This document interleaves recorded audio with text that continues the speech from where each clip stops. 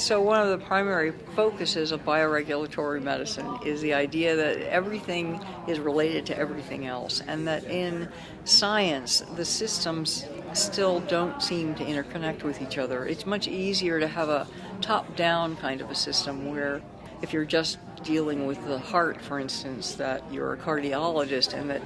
if you focus on this system that starts with the heart and all the vessels and that's it, then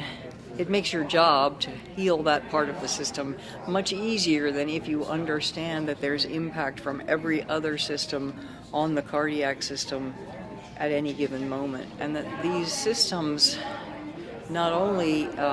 encompass our organ systems, but also an ancient sort of continuum in the bacteria in your gut and in the patterns of DNA and in the psychic and emotional and spiritual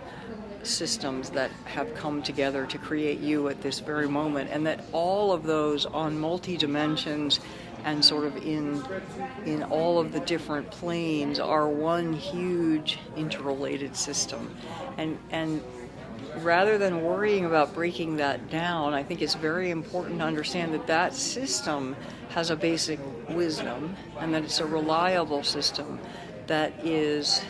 strong enough and empowered enough to take care of whatever comes at it, and that the practitioner has to remember that whenever you make a small impact on the system, you're really causing ripples and changes in the entire system, some of which may be anticipated and some of which may not. And so the whole idea of bioregulatory medicine is to be mindful of the idea that as you try to improve a system,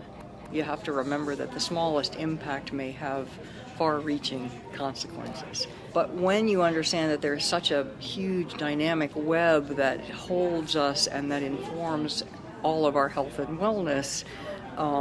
it gives you an endless possibility of ways to intervene and help somebody. And I can say that if you have somebody coming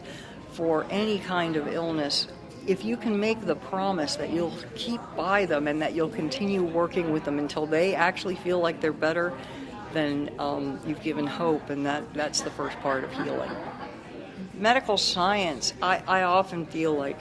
I'm a little bit hard on the medical science model as it is now, and I don't mean to be that way. I feel like since I came up through the ranks of medical school and had that training as my initial training, that it's okay to be a critic, that the things that teach you are useful, particularly if you can get beyond them and step aside and see where the limitations are. Because it's very complicated to interact with the patient themselves rather than just with the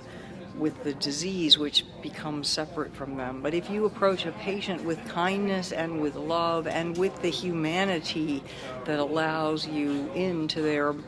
most personal space, that allows you to know their whole history and all of their symptoms, from that position of inside a human being interacting with another human being, then you're in a position to really make some changes.